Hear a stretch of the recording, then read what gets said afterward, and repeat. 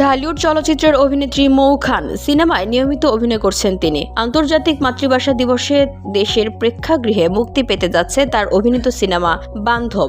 অনুপম কথাচিত্র প্রযোজিত ও সুজন বড়ুয়া পরিচালিত এ সিনেমায় প্রধান চরিত্রে অভিনয় করেছেন তিনি। মৌলিক গল্পের এ সিনেমা ময়লা আবর্জনায় ভরা ডাস্টবিন থেকে কুড়িয়ে পাওয়া একটি জন্ম পরিচয়হীন শিশুর জীবন নিয়ে নির্মিত হয়েছে। নিজের চরিত্র প্রসঙ্গে মৌ বলেন, আমি কমার্শিয়াল সিনেমায় অভিনয় করে অভ্যস্ত, যার কারণে সবসময় গ্ল্যামারাস লুকেই দর্শক পেয়েছে আমাকে, কিন্তু এবার আমাকে একজন ভিন্ন লুকে দেখবে সবাই। জানিয়ে আমি খুবই উচ্ছ্বসিত। এই প্রথম ভিন্ন রকম চরিত্রে কাজ করেছি। পুরো জার্নিটাই ছিল চ্যালেঞ্জিং। এই সিনেমায় আমি নিজেকে নতুন করে আবিষ্কার করেছি, নিজের সর্বোচ্চ দিয়ে চেষ্টা করেছি। বাকিটা দর্শক সিনেমা মুক্তির পর বলবে।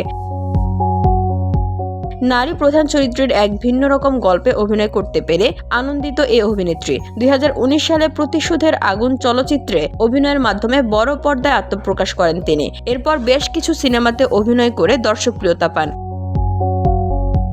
প্রতিনিয়ত ভালো গল্পে প্রধান চরিত্রে অভিনয় করা একজন জনপ্রিয় অভিনেত্রী হতে চান মৌ খান। মৌ খান ছাড়াও এই সিনেমায় আরও অভিনয় করেছেন গাজী রাকায়েত, জয়রাজ, সুমিন সেনগুপ্ত, হাবিব খান সহ অনেকে। ধুলো, ময়লা ও ক্ষতিকর ধূলিকণা থেকে নিমিষেই মুক্তি দেয় চৌধুরী এয়ার পিউরিফায়ার। এর শক্তিশালী সাকশন ঘরের কোনায় কোনায় লুকিয়ে থাকা সকল ধুলা টেনে ফিল্টার করে এবং বের করে আনে নির্মল ও স্বাস্থ্যকর হাওয়া।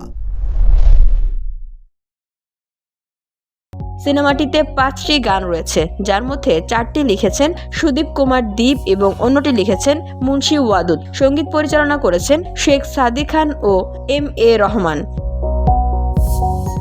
VOD Bangla news desk.